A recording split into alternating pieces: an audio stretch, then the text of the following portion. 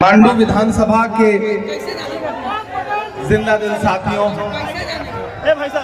आपके लोकप्रिय प्रत्याशी जयप्रकाश भाई पटेल जी आपके बीच हैं।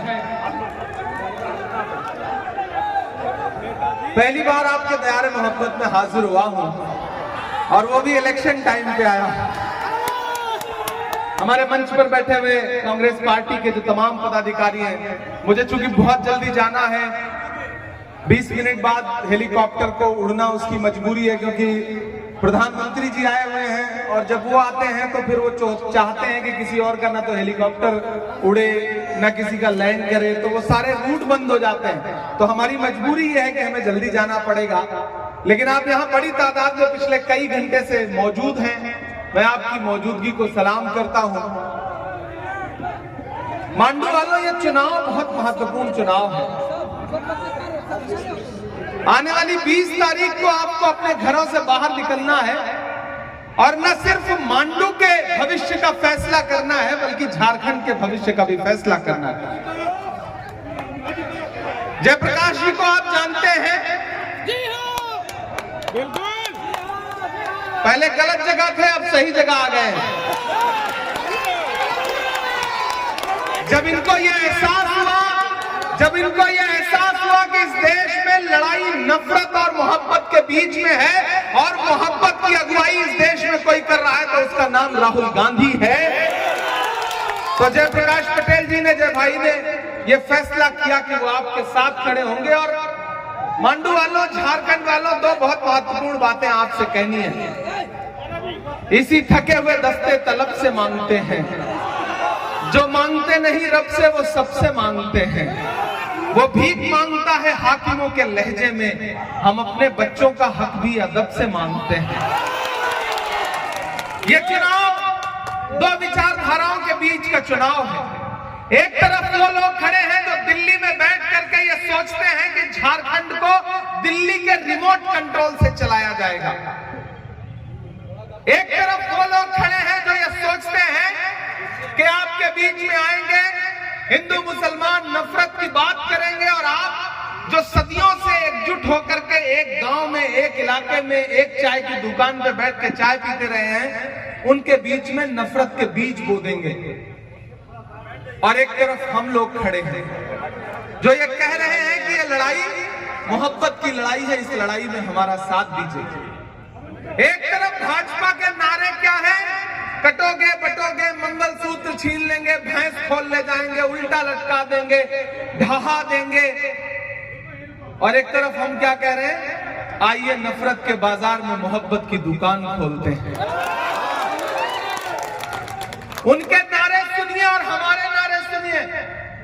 अगर उनकी सरकार बनती है तो अडानी और अंबानी का कर्जा माफ होगा, हमारी सरकार बनती है तो किसानों का कर्जा माफ होगा। उनकी सरकार बनती है तो रोजगार के नाम पे आपसे कहा जाएगा कि पकौड़ा तलो, और अगर हमारी सरकार बनती है, गठबंधन की सरकार बनती है, तो हम क्या कह रहे हैं कि 24 जिले हैं, 24 जिले में 24 इंजीनियरिंग कॉलेज, 24 मेडिकल कॉलेज और हर प्रखंड में एक डिग्री कॉलेज खोलेंगे। यहां माए बहनें बैठी हैं, वो आके भाषण दे रहे हैं और झारखंड की सरकार ने क्या किया, मैया सम्मान योजना चलाई। और अब हम गारंटी दे रहे हैं कि अगर हमारी सरकार फिर से पलट के आएगी, जो आ रही है, तो हम 1000 से बढ़ा करके उसको 2500 रुपए करेंगे। वो आ रहे हैं, वो विकास की बात नहीं कर रहे, वो आपको योजनाएं क्या देनी है इस पे बात नहीं कर रहे। हिंदू मुस्लिम नफरत, घुसपैठिया और पता नहीं क्या क्या, मतलब फालतू के भाषण हैं। वो असम से एक मुख्यमंत्री जी आए हैं, उनका भाषण उठा के देख लीजिए आप, एक भी विकास की बातें नहीं, सिर्फ डराने की। हिंदू को मुसलमान से डराओ, मुसलमान को सिख से डराओ, सिख को ईसाई से डराओ, एक दूसरे को डराने की बातें। सदियों से, सैकड़ों साल से यही हमारे आपके बाप दादा एक दूसरे के साथ चाय की दुकान पर बैठ के सुबह चाय पीते हैं, चकल्लस करते हैं। आज कोई असम से आकर के बताएगा तो आप मान जाओगे, कोई दिल्ली से आकर बताएगा तो मान जाओगे? नहीं मानोगे ना, क्योंकि ये भाजपा के लोग झूठे लोग हैं। पहले इन्होंने झारखंड को कंट्रोल करने की कोशिश की, लेकिन मैं सैल्यूट करता हूं झारखंड के बहादुर मुख्यमंत्री को, हेमंत सोरेन को, जिस इंसान ने कह दिया कि हम दिल्ली के सामने घुटने टेकने को तैयार नहीं, आपको जो करना हो कर लो। भाजपा की दिल्ली की सरकार ने कहा नहीं घुटने टेकोगे तो जेल भेज दूंगा, लेकिन हेमंत सोरेन ने कहा कि हम झारखंड के लोग हैं, ये बिरसा मुंडा की धरती है, शेख भिखारी की धरती है, जब हम अंग्रेजों से नहीं डरे तो तुमसे भी नहीं डरेंगे। जेल भेज दिया गया आपके चुने हुए लोकप्रिय मुख्यमंत्री को, आदिवासी समाज के एक लोकप्रिय बेटे को जेल भेज दिया गया, महीनों जेल में रखा गया, और जब कोर्ट ने जमानत दी तो कोर्ट ने कहा कि कोई आरोप बनता ही नहीं है। बताइए वो 5 महीने कोई लौटा सकता है झारखंड के? और सोचिए जब मुख्यमंत्री का ये हाल करते हैं कि चुने हुए मुख्यमंत्री को जेल भेज देते हैं, तो फिर अगर इनकी सरकार आ गई तो ये गरीब जनता के साथ क्या करेंगे? मेरे भाई, ये चुनाव बहुत जरूरी चुनाव है। एक तरफ वो ताकतें खड़ी हैं जो आपसे रोजगार की बात नहीं कर रही है, लेकिन कांग्रेस पार्टी क्या कह रही है, जेएमएम क्या कह रही है, आरजेडी गठबंधन क्या कह रहा है कि जैसे ही हमारी सरकार बनेगी हम हर परिवार के लिए 25 लाख रुपए का, 15 लाख रुपए का हेल्थ बीमा देंगे, फ्री में इलाज, पढ़ाई, बिजली, शिक्षा, इलाज, और क्या चाहिए डेवलपमेंट के नाम पर। मैया सम्मान योजना में माओ बहनों के खाते में पैसा, 7 किलो राशन फ्री, जातिगत जनगणना, ये जो वादे हैं गठबंधन के, वो वादे जरूरी वादे हैं। और मैं यहां मांडू में खड़ा होकर, इस जगह का क्या नाम है, कुजू में खड़ा होकर के आपसे एक बात और बहुत महत्वपूर्ण कह रहा हूं। मैं आजकल पूरे झारखंड में चुनाव प्रचार कर रहा हूं, हटिया से लेके मांडर से लेके पलामू, पांकी, महागामा से लेकर जरमुंडी होते हुए कांके और खिजरी होते हुए आपके बीच में पहुंचा हूं। पूरे प्रदेश में एक तरफा गठबंधन सरकार बनाने जा रहा है, भाजपा कहीं लड़ाई में भी नहीं है। मंदिरों में भजन चल रहा है, मस्जिदों में दुआ चल रही है, जिस तरफ भी नजर तुम उठाओ इंडिया की हवा चल रही है। इसलिए भाजपा वालों के झांसे में मत आना, ये कोई भी वादा करे इनका सारा वादा झूठा होता है। 2014 में मोदी जी ने वादा किया था ना, बहुत हुई महंगाई की मार, अब की बार मोदी सरकार, किया था ना, फिर हुआ क्या, जो पेट्रोल डीजल 58 रुपए लीटर था वो 100 रुपए के पास पहुंच गया, जो 400 का गैस सिलेंडर था वो 1000 के पार कर दिया।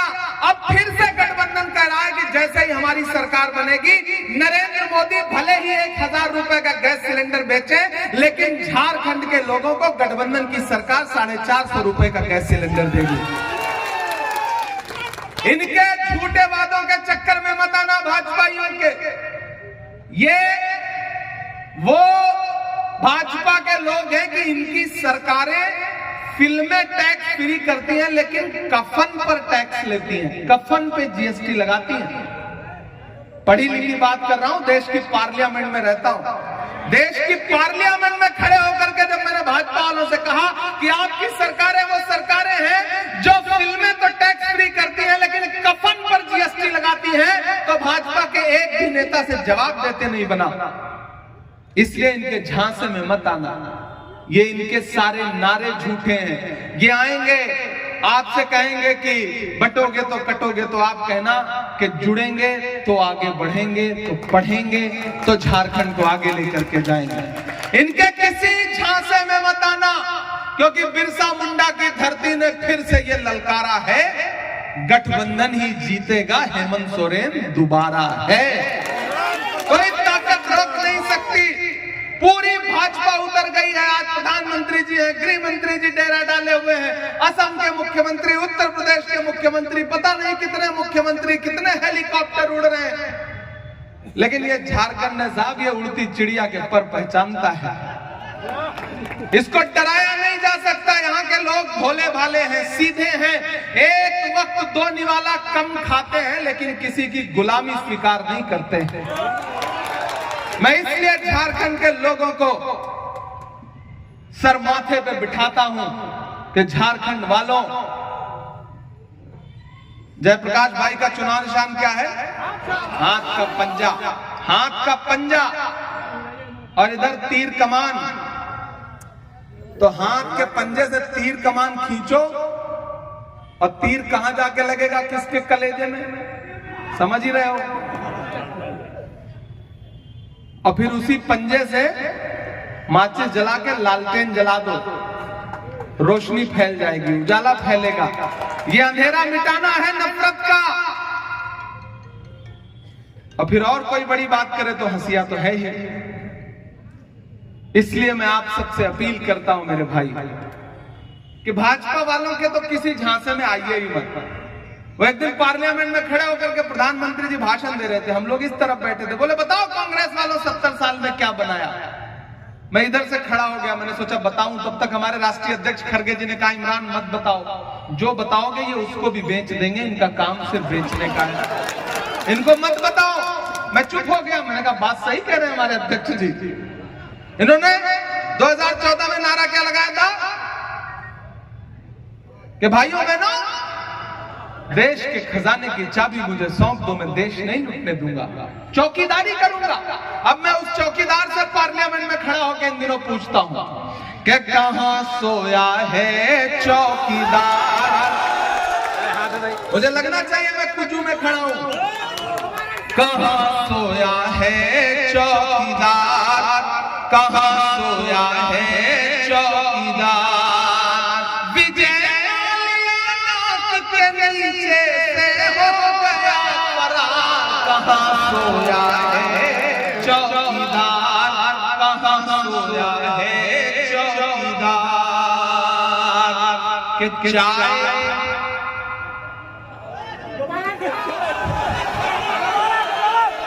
भाई बड़े समझदार लोग हैं, मतलब चौकीदार का जो समझ जाता है किसकी बात हो रही। चाय का नाम ले लो, बिना पिए इनको स्वाद आ जाता है। एशिया का सबसे बड़ा कोयला मंडी भी है, सही जगह भी चुने हैं आप। कि चाय बेचने वाला पूरा भारत बेच रहा है।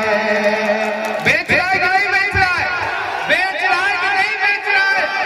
तब मैं हिम्मत करके ये पंक्तियां पढ़ता हूं कि चाय बेचने वाला पूरा भारत बेच रहा है। इसी काम में हासिल उसे महारत बेच रहा है। कि रेल बिक गई, तेल बिक गया, बिका हवाई अड्डा। अगली लाइन तक कोई हाथ खामोश नहीं रहना चाहिए। कि रेल बिक गई, तेल बिक गया, बिका हवाई अड्डा। सब कुछ बिकता देख के खुश हैं अपने जेपी नड्डा। ये वाले जेपी नहीं, वहां वाले जेपी नड्डा की बात हो रही है। सब कुछ बिकता देख के खुश हैं अपने जेपी नड्डा। के जनता महंगाई की मारी, जनता महंगाई की मारी कर दी हाहाकार। कहां सोया है चौकीदार, कहां सोया है चौकीदार। आंडू वालों, महान बादशाह सिकंदर ने यूनान फतेह किया। यूनान जब जीता वो, तो जीत का जश्न मनाने के लिए शहर की सड़कों पर निकला, लाओ लश्कर लेकर। तो उसने देखा कि पूरा शहर जश्न मना रहा है, लेकिन एक आदमी, फकीर आदमी, संत आदमी सड़क के किनारे चादर तान के सो रहा है। सिकंदर को गुस्सा आया, सिकंदर अपने घोड़े से उतरा और उस सोते हुए फकीर आदमी के पास गया और उसे गुस्से में आकर के उस सोते हुए फकीर को एक जोर की लात मारी और लात मार के कहा कि क्यों रे फकीर, मैंने शहर जीत लिया, लोग जश्न मना रहे हैं और तू सो रहा है। तो उस फकीर ने उनींदी आंखों से सिकंदर की तरफ देखा और देख करके कहा कि शहर जीतना बादशाहों का काम है, लेकिन लात मारना गधे का काम है। पिछले 10 साल में कभी नोटबंदी की लात, कभी जीएसटी की लात, कभी ये बिल, कभी वो नफरत का बिल, इसके अलावा कुछ दिया नहीं। मैं खास तौर से झारखंड के आदिवासी भाइयों से, यहाँ के दलित भाइयों से, पिछड़ों से, अल्पसंख्यकों से, अपने समाज के सब लोगों से ये कहना चाहता हूं कि इस लड़ाई में आप सारे लोगों को बस एक बात ध्यान रखनी है कि अगर आप ये चाहते हो कि देश तानाशाही से चले तो उनके झांसे में आ जाओ, लेकिन अगर ये चाहते हो कि देश डॉक्टर बाबा साहब अंबेडकर के संविधान से चले, महात्मा गांधी के सपने से चले, पंडित जवाहरलाल नेहरू के उसूलों से चले, मौलाना आजाद की कुर्बानियों से चले, हेमंत सोरेन की बहादुरी से चले, राहुल गांधी की नफरत के खिलाफ जो मुहिम है उस मुहिम से चले, तो फिर 20 तारीख को अपने घरों से बाहर निकलना और अपना एक एक वोट हाथ के पंजे के सामने वाले बटन पे दबाना और जयप्रकाश भाई पटेल साहब को इतने वोट से विजयी बनाना, इतने वोट से विजयी बनाना कि 23 तारीख को जब रिजल्ट आए और मैं दिल्ली में बैठ करके झारखंड चुनाव का परिणाम देखूं तो मुझे ये पता चले कि मांडू वाले ने मेरी आने की लाज रखी है, कुजू वालों ने अपना एक एक वोट जयप्रकाश भाई पटेल को दे करके मेरे आने का सम्मान रखा है। आपका दिया गया एक एक वोट सिर्फ जयप्रकाश भाई को नहीं मिलेगा, मोहब्बत के उस मसीहा को मिलेगा जिस